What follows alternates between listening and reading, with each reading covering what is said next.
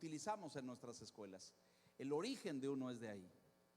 Pablo dirigió Santillana en 3 o 4 países de América Latina, 2, Venezuela y Colombia y otros, ¿no es cierto? Bueno, este joven, que ya no es tanto, viene de ahí, viene del mundo editorial, fue editor, creció y luego viajó por el mundo y casi se queda a vivir en la India, por cierto, va cada 3 meses, se hizo yogi, hoy practica mindfulness. Si mañana a las 6 de la mañana se paran y van a la playa, lo van a encontrar ahí casi en el nirvana, escuche usted, en flor de loto, en comunicación con el cosmos. Hoy dirige la parte editorial y de contenidos de Santillana Mundial, ¿no es cierto?, en el mundo entero. Ese ha sido su camino en la antigüedad, desde 18, por ahí, ¿no? ¿Cuántos años tienen en Santillana? Sí, 15. 15. Sí, 15. Muy bien. Señoras y señores, con ustedes, Ernesto Núñez, el yogi universal de Santillana. Pero fuerte ese aplauso, por favor.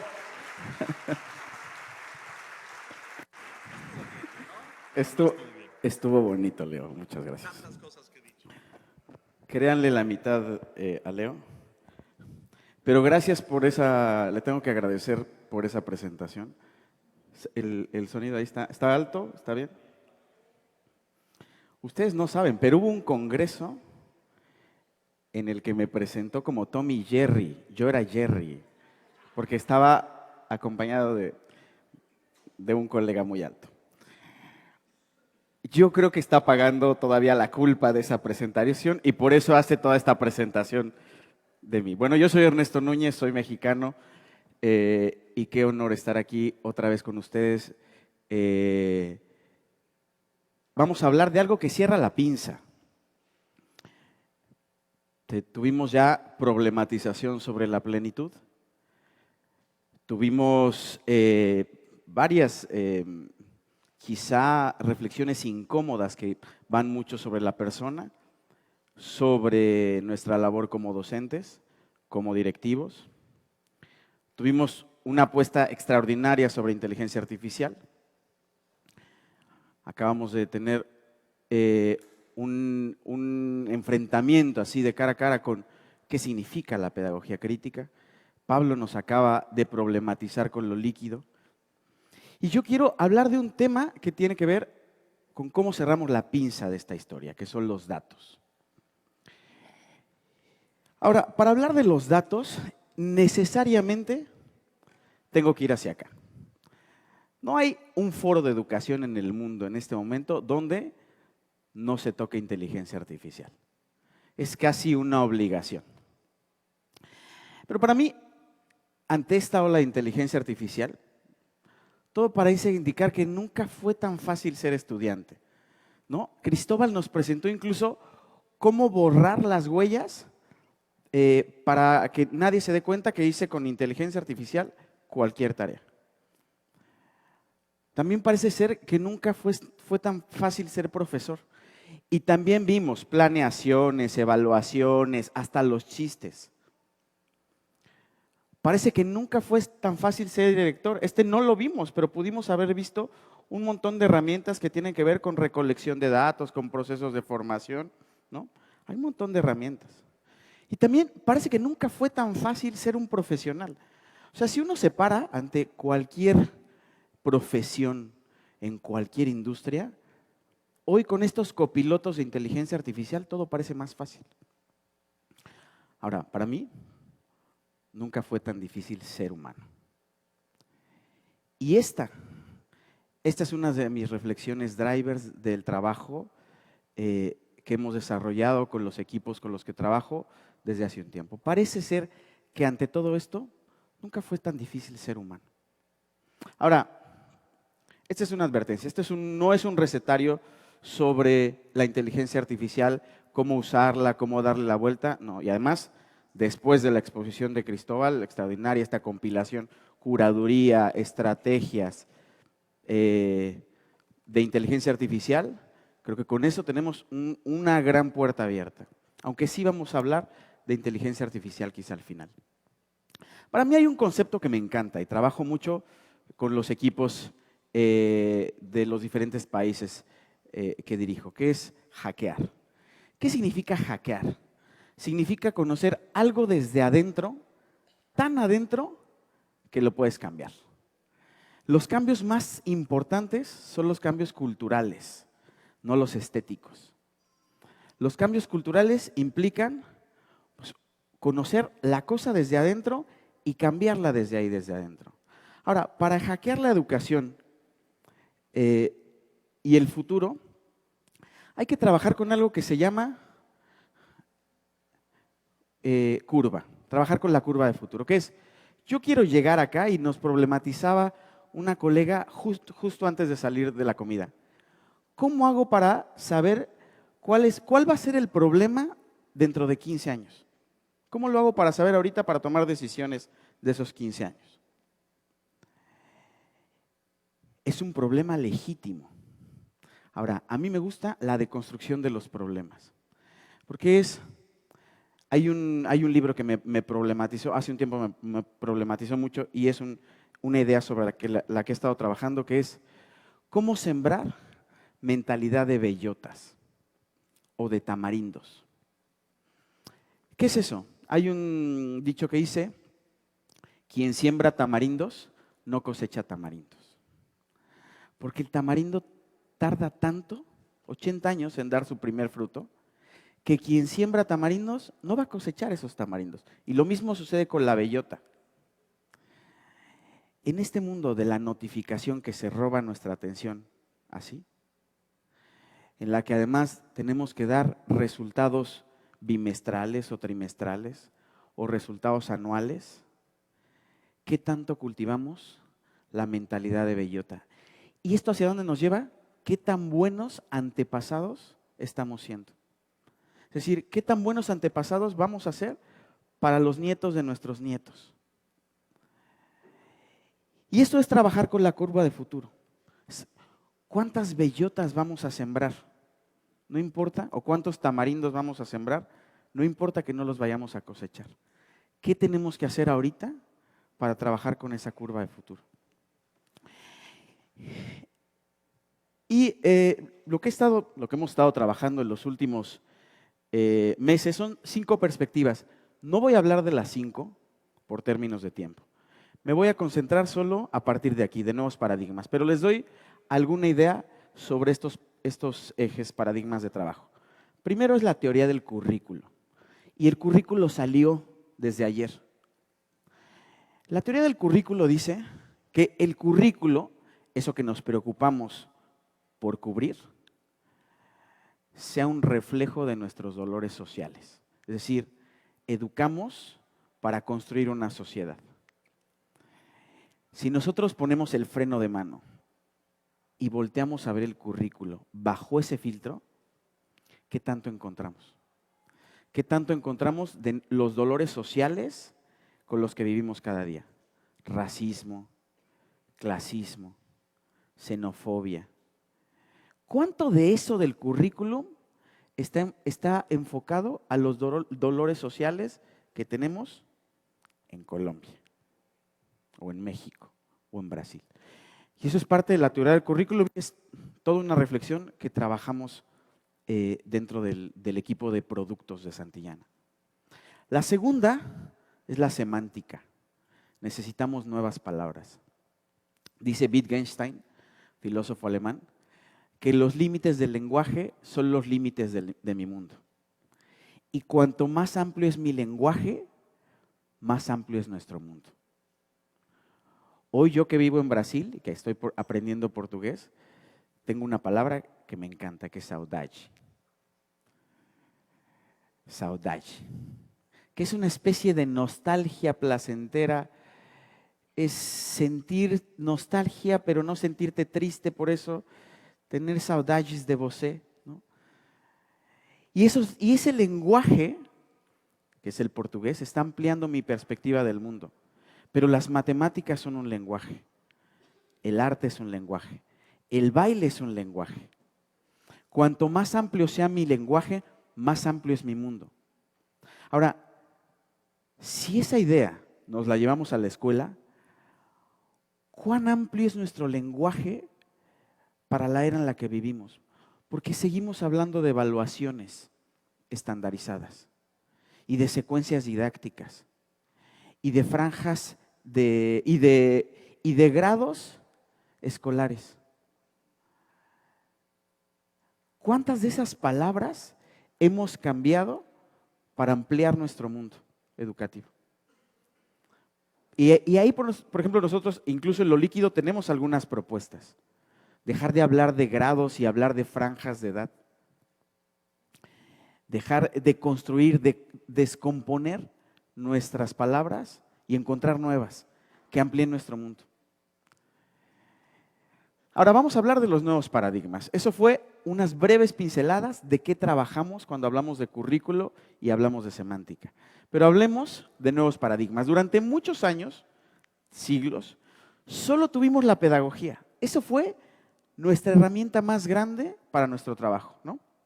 Y nos lanzamos muchos de nosotros a entender Vygotsky y el constructivismo y el socioconstructivismo, y estudiamos el conductismo, y toda la teoría pedagógica fue nuestra herramienta. La pedagogía fue la herramienta con la que trabajamos siempre.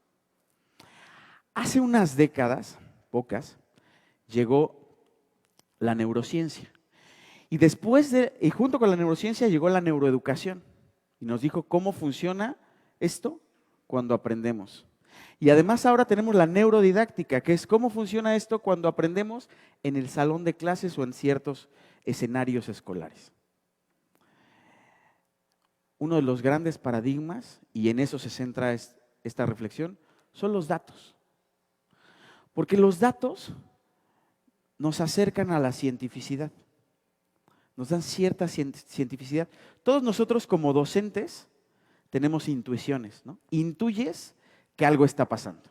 Intuyes que alguien no viene bien, por ejemplo, que alguien se siente mal. Intuyes que hay ciertos problemas o intuyes también que alguien viene excesivamente motivado. Pero los datos nos dan certeza de esa intuición. Todos nosotros, o casi todos nosotros, durante la década de los 90 vimos imágenes como estas. El Hubble. ¿Se acuerdan? Con decir, el Hubble acaba de darnos a conocer una cara nueva del universo. El Hubble es el primer gran telescopio, macrotelescopio, que nos decía cómo se ve el universo allá afuera. Y nos emocionaban esas imágenes en la televisión. ¿Se acuerdan? Que eran noticia. El Hubble nos acaba de mostrar otra cara de nuestro universo.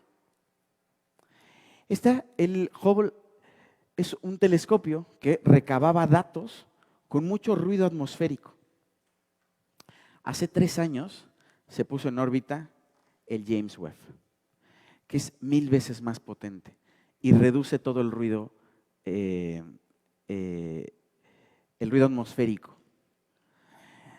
¿Qué aprendimos del James Webb? Es una serie de telescopios que trabajan colaborativamente para tener mejores datos del universo. Hoy, gracias al James Webb, tenemos esta imagen, una de las imágenes más poderosas del universo. Esto es muchos datos de manera colaborativa. Entonces, cuando hablamos de datos, no hablamos solo de números. No son números lo que nos interesa. Nos interesan las historias que hay detrás de esos datos.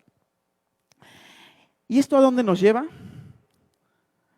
A saber que tenemos, aquí nosotros en la escuela, nuestras escuelas, tenemos un montón de datos. Datos que no están conectados, pero que si empezamos a conectarlos, nos van a contar historias. Todos los datos conectados y en volumen nos dan historias. ¿Para qué queremos historias? Para irnos a esta idea, la idea de usuarios. ¿Quién es él?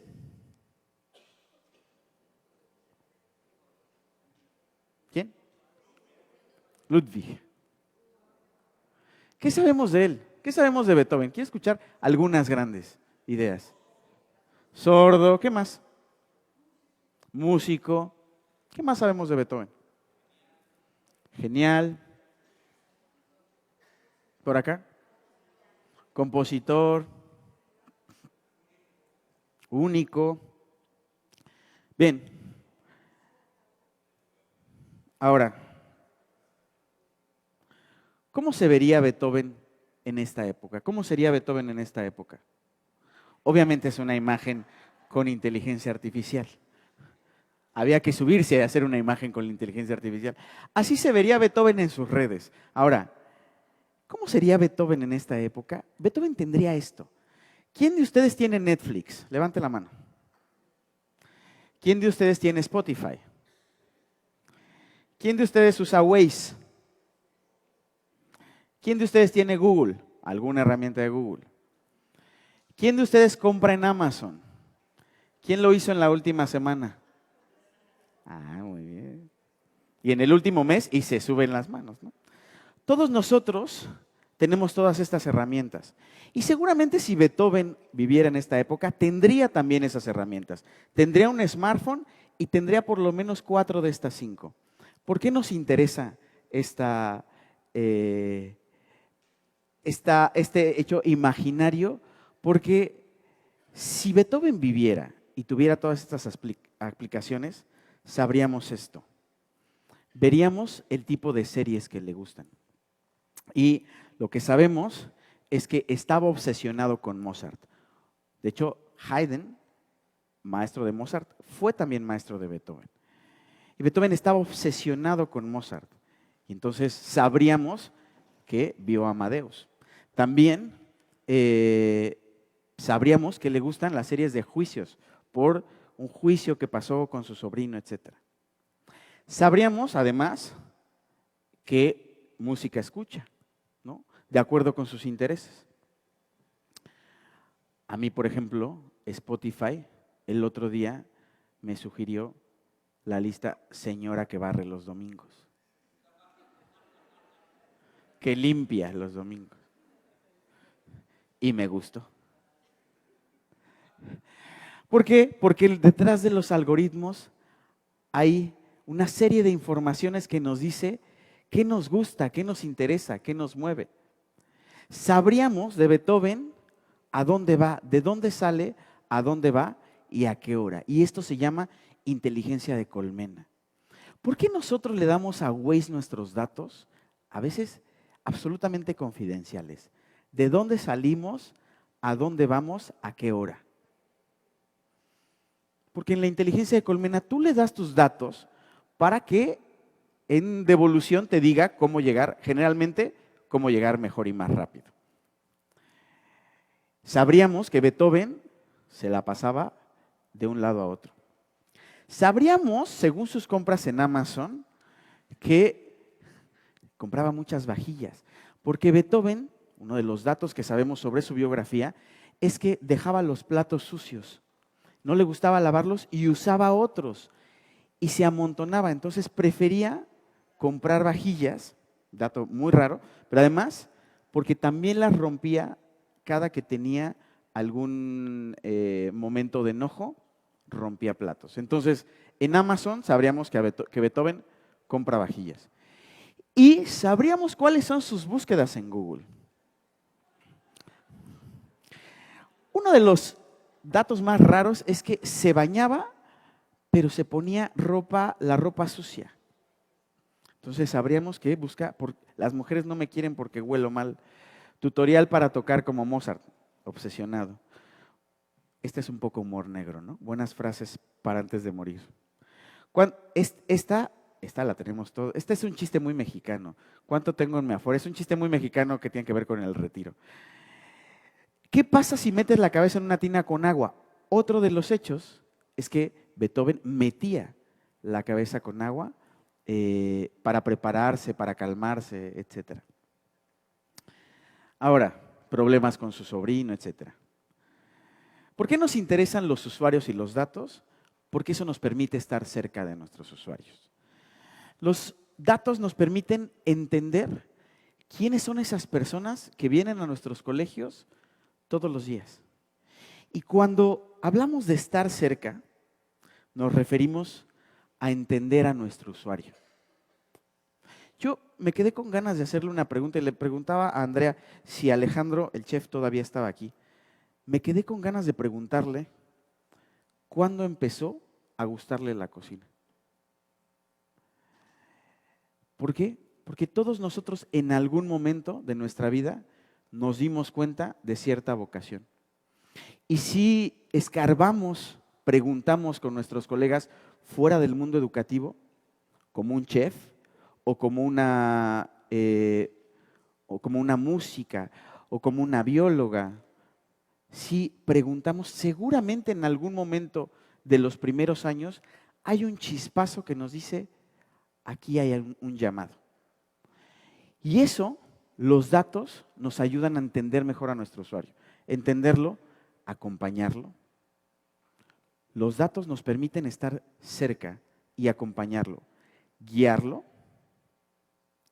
Porque yo también me preguntaba, ¿qué hubiera pasado si ese talento de Maite se hubiera descubierto desde edades más tempranas? La teoría de las 10,000 horas es que tú necesitas 10,000 horas para ser muy bueno en algo.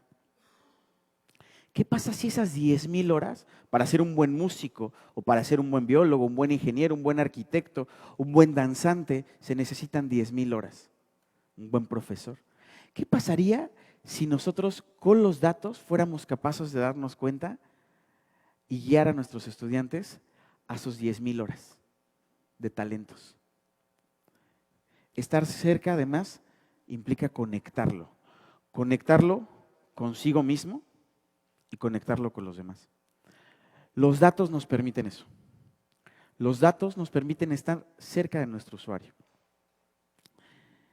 Y el último es trabajar con el horizonte.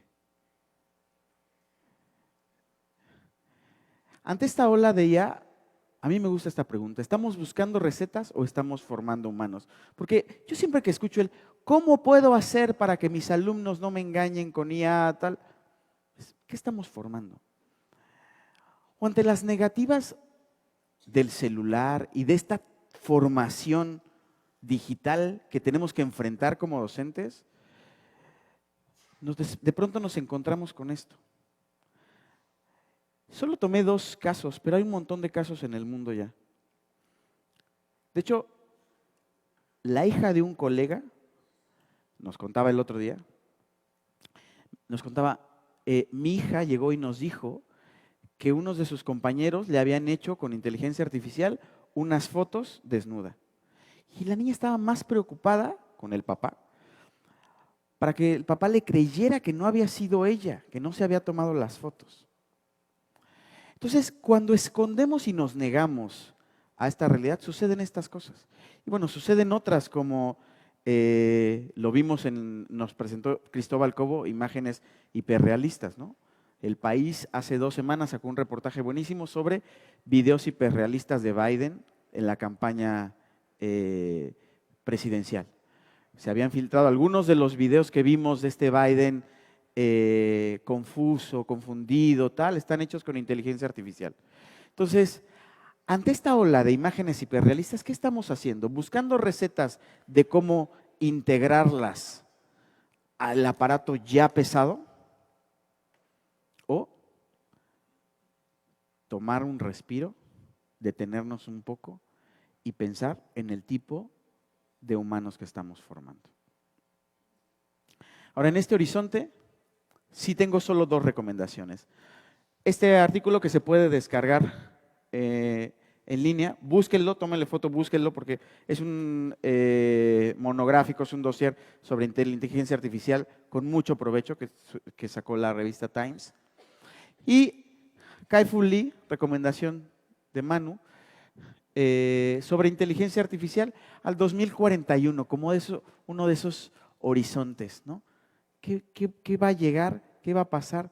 ¿Dónde vamos a estar en el 2041 con la inteligencia artificial? Esto es, queridos directores, después de hablar de datos, de inteligencia artificial, de plenitud, tenemos que preguntarnos para qué queremos datos. En un mundo tan tecnológico, los datos para conectarnos entre nosotros son uno de los paradigmas que tenemos que trabajar al frente. Yo comencé diciendo, nunca fue tan difícil ser humano. Y después de todas estas reflexiones, después del trabajo que hemos estado haciendo, y después además de momentos y de espacios como este, prefiero cambiar y decir que nunca fue tan emocionante ser humano. Muchas gracias a todos. Yo también estoy convencido de que